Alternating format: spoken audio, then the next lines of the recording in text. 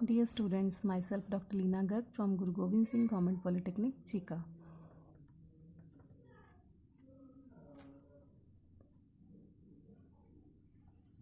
We had started with the chapter 11, Electromagnetism. We have already done the short answer type questions and have started with the long answer type questions of this chapter. We are done with the 4 long answer type questions. Starting from this, we had covered 4 long answer type questions. Here in this question, we have talked about magnetic materials, diamagnetic materials, paramagnetic materials, and ferromagnetic materials. Then third and fourth question we are done with. Now coming to the 5th long answer type question, differentiate between paramagnetic and ferromagnetic materials with examples. Okay, so whenever it is asked that you have to write the difference between, always remember that you have to write the two materials, like first material this side and the second material this side. You have to draw a line in between and then you have to write the points for the differentiate between these two. So the very first point is paramagnetic substances are those which get weakly magnetized when placed in an external magnetic field. I have simply written the definition of paramagnetic and ferromagnetic materials as its first point, which we have already discussed in the second, long answer type question. So I have simply written the definition. These are the substances which get weakly magnetized when placed in external magnetic field, and these are the substances which get strongly magnetized when placed in external magnetic field. I think you remember the examples of these materials. Paramagnetic materials examples are aluminium, sodium, platinum, etc. And here for ferromagnetic materials the examples are iron, nickel, cobalt and manganese. Then the third difference, the magnetic moments are randomly aligned and hence there is no net magnetization without any external field. तो in the absence of external field यहाँ पे magnetic moments जो हैं वो randomly assign होती हैं, जैसे हमने पहले भी उस थर्ड क्वेश्चन सेकंड क्वेश्चन में आप लोगों को डायग्राम बना के बताया था. जो मैग्नेटिक मोमेंट्स हैं वो रैंडमली अलाइन होने के कारण जब मैग्नेटिक फील्ड यहाँ पे कोई अप्लाई नहीं की जाती तो उनकी नेट मैग्नेटिक मोमेंट जो है यहाँ पे ज़ीरो हो जाती है. बट हेयर जो मैग्नेटिक मोमेंट्स हैं वो क्योंकि एज सच सिंपली प्रेजेंट नहीं है, they are present in domains. तो डोमेन के अंदर जो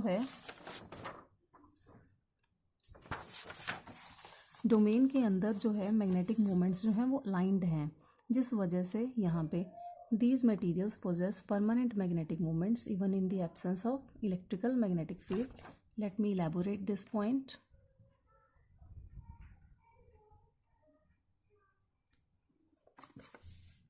So when I draw a ferromagnetic material, here you can see that there are domains like this.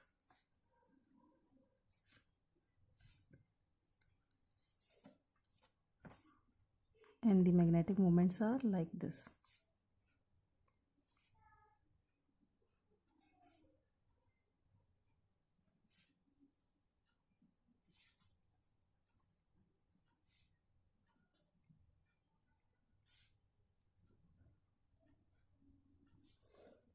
So you can see here, this is the ferromagnetic substance.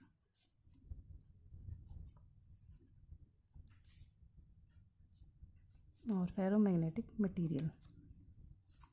So in this substance you can check that I have drawn different domains and inside these domains there are shown different magnetic dipoles. अब एक एक domain की जब हम बात करते हैं तो इस डोमेन के अंदर जो मैग्नेटिक डायपोल्स हैं दे आर अलाइंड. इस डोमेन के अंदर they are aligned in itself, फिर इसके अंदर दीज आर अलाइंड. बट अगर हम ओवरऑल मैग्नेटाइजेशन की बात करते हैं तो ओवरऑल मैग्नेटाइजेशन यहाँ पे ज़ीरो होती है. बट अगर हम इन साइड डोमेन्स अगर हम देखते हैं तो यहाँ पे मैग्नेटिक मोमेंट्स अलाइंड होने के कारण they possess a permanent magnetic moment. Permanent dipoles are aligned. So here we have written the third point as it. These materials possess permanent magnetic moments even in the absence of external magnetic field. question we have written, domains do not exist in the paramagnetic materials. All of you know that in paramagnetic materials there don't exist the domains, but here in ferromagnetic materials we say that there exist domains. Magnetic moments are aligned in same directions inside the small volume regions called domains. जैसे अभी मैंने आप लोगों को diagram बना के दिखाई, और इसके लिए आप अगर चाहें तो हमारे पिछले क्वेश्चन की डायग्राम भी कंसिडर कर सकते हैं। ये वाली डायग्राम जो हमने बनाई है, ये वाली जो डायग्राम हमने बनाई है फेरोमैग्नेटिक मटेरियल्स की, it is without the application of external field and it is with the application of external field. यहाँ पे हमने एक्सटर्नल फील्ड अप्लाई नहीं की है और यहाँ पे एक्सटर्नल फील्ड जो इस डायरेक्शन में अप्लाई की गई है, तो मैग्नेटिक मोमेंट्स सारे एक तरफ अलाइन हो जाते हैं। यहाँ पे magnetic moments they are randomly oriented, but however inside the domains they are aligned. ये अलाइंड हैं आपस में, ये भी आपस में अलाइंड हैं, ये आपस में अलाइंड हैं। तो अगर आप डोमेन स्ट्रक्चर को ध्यान से देखते हैं तो मैग्नेटिक मोमेंट्स जो हैं वो इनसाइड अच्छे से अलाइंड हैं, और यहाँ पे फेरोमैग्नेटिक मटेरियल्स के अंदर डोमेन्स एग्जिस्ट करती हैं।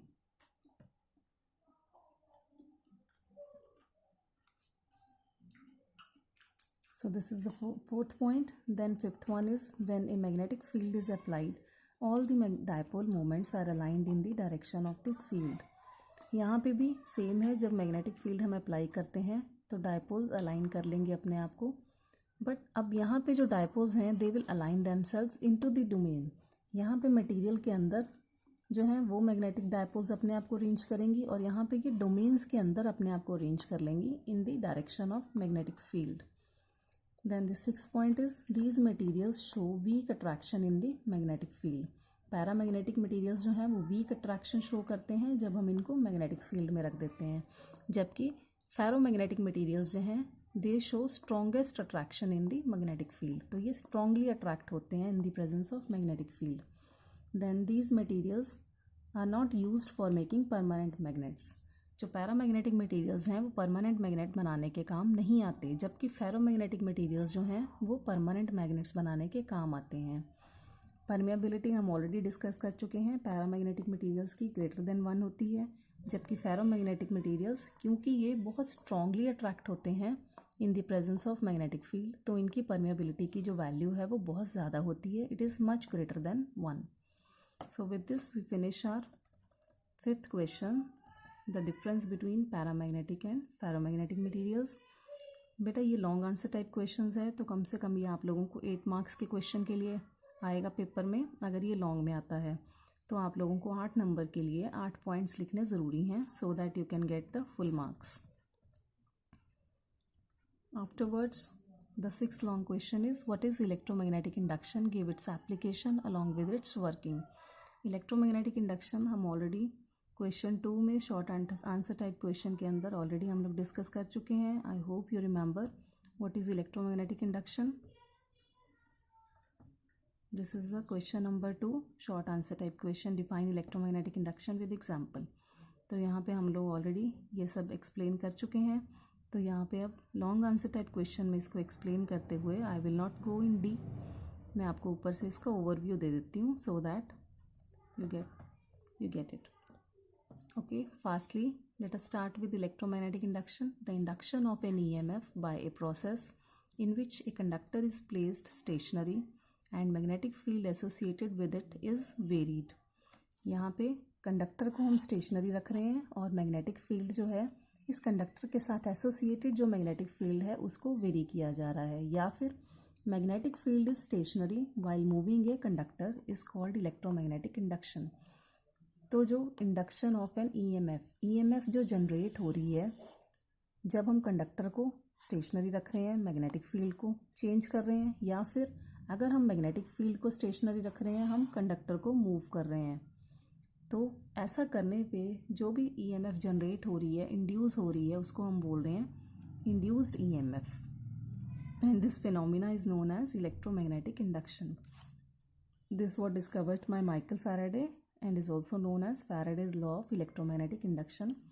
Example, when a bar magnet move towards the coil, deflection is seen। जैसे मैंने आप लोगों को ऑलरेडी बताया हुआ है कि ये कॉयल हमने ली है, इसके साथ हमने एक गैल्वेनोमीटर ज्वाइन कर दिया है, this is the bar magnet. अब इस बार मैग्नेट को जब हम इस कॉयल की तरफ मूव कर रहे हैं या इस पैरामैग्नेट को हम इस कॉइल से दूर लेके जा रहे हैं। इन दोनों ही केसेस में जो मैग्नेटिक फ्लक्स है इस कॉइल के साथ जो एसोसिएटेड है, जो इस मैग्नेट की मैग्नेटिक लाइंस हैं जो इसमें से पास कर रही हैं, जब हम इसकी तरफ लेके आएंगे तो वो मैग्नेटिक लाइंस बढ़ेंगी, और जब हम इस मैग्नेट को दूर लेके जाएंगे तो इसमें से जो मैग्नेटिक लाइंस पास हो रही हैं वो कम होएंगी। तो इन दोनों केसेस में यहाँ पे मैग्नेटिक फ्लक्स जो है वो चेंज हो रही है। तो जैसे ही हम मैग्नेटिक फ्लक्स को चेंज करते हैं which is associated with this coil, वैसे ही इस कॉइल के अंदर एक ईएमएफ जनरेट हो जाती है, जिसका हमें पता चल जाएगा जब हम देखेंगे कि galvanometer shows A deflection. So this deflection of galvanometer will indicate us that the EMF has been induced. Okay, quickly let us do with the working of this EMI, electromagnetic induction. Any change to the magnetic environment of a coil of a wire will cause a voltage to be induced in the coil. Magnetic environment of the coil, अगर हम इस coil के magnetic environment को थोड़ा सा भी change करने की कोशिश करेंगे, यानी मैग्नेटिक फ्लक्स जो इसमें से पास हो रही है उसको इंक्रीज़ करेंगे या उसको डिक्रीज़ करेंगे, तो एक ईएमएफ जो है वो जनरेट हो जाएगी इस कॉइल के अंदर।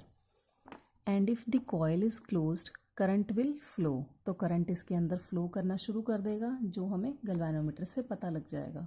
The cause of the change in magnetic environment doesn't matter, it could be caused by changing the magnetic field strength. Magnetic field strength को हम चेंज कर सकते हैं इसके अंदर, जैसे मैंने आपको बताया कि बाहर मैग्नेट को अगर हम इसके पास लेके आ रहे हैं या फिर इससे दूर लेके जा रहे हैं तो हम मैग्नेटिक फील्ड स्ट्रेंथ को चेंज कर रहे हैं जो इस कॉइल से एसोसिएटेड है। Bye moving the magnet towards and away from the coil, by moving the coil into and out of the magnetic field, और अगर हम इस मैग्नेट को ना छेड़ें, इसको स्टेशनरी रख लें, हम क्या कर सकते हैं, कॉइल को भी अप एंड डाउन मूव कर सकते हैं अगेन, जिससे इसका जो मैग्नेटिक फील्ड एनवायरनमेंट है वो चेंज हो जाएगा।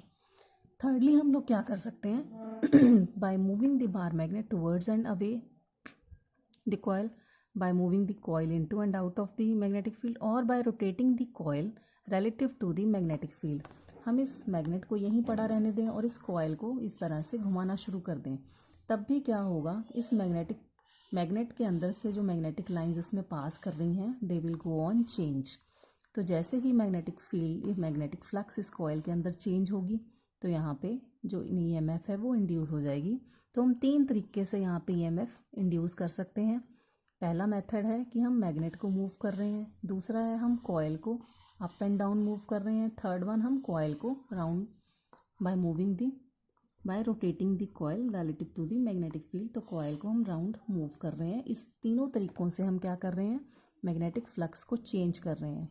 और जब भी मैग्नेटिक फ्लक्स इस कॉइल से लिंक्ड चेंज होगी वैसे ही एक ईएमएफ जनरेट हो जाएगी इस सर्किट के अंदर, जिसकी इंडिकेशन हमें ये गैल्वेनोमीटर दे देगा। As long as there is a relative motion between the magnetic field and the coil, the voltage will be induced. तो जो इसका मैथमेटिकल इक्वेशन है वो इस तरह से लिखी जाती है, E = -n dφ/dt। यहाँ पे E क्या है, इंड्यूस्ड ईएमएफ, N जो है वो number of turns of the coil है, ये जो कॉइल हमने ली है इस पर कितने नंबर ऑफ टर्न्स हैं, फाई मैग्नेटिक फ्लक्स, जो फ्लक्स इसमें से पास कर रही है उसकी वैल्यू कितनी है, टाइम t, कितने टाइम के लिए हम ये चेंज यहाँ पे कर रहे हैं। मैग्नेटिक फ्लक्स आप लोग ऑलरेडी जानते हैं बेटा, हम लोग पहले first short answer type question में डिस्कस कर चुके हैं। It is the product of magnetic field and area of the coil. जब हम सरफेस एरिया को परपेंडिकुलर रखेंगे to the direction of applied magnetic field, तो you can also give the formula for flux over here. यहाँ पे ई की equation के साथ अगर आप फाई की इक्वेशन भी देते हो इस क्वेश्चन में तो it gives a good impression on the examiner जो आपका पेपर चेक कर रहा है। देन लास्टली इसमें एप्लीकेशंस पूछी हैं। एप्लीकेशंस ऑलरेडी 6 शॉर्ट क्वेश्चन में हम लोग डिस्कस कर चुके हैं, वही सेम एप्लीकेशंस मैंने यहाँ पे ली हैं, सिर्फ एक लास्ट मैंने और ऐड की है इसमें। Electromagnetic induction is used in electrical transformers and AC generators. ये एक बहुत कॉमन एग्जाम्पल है इलेक्ट्रोमैग्नेटिक इंडक्शन की जो ट्रांसफार्मर्स और एसी जनरेटर्स के लिए यूज़ की जाती है। तो आप चाहें तो 4 या 5 एप्लीकेशंस इसकी याद रख सकते हैं।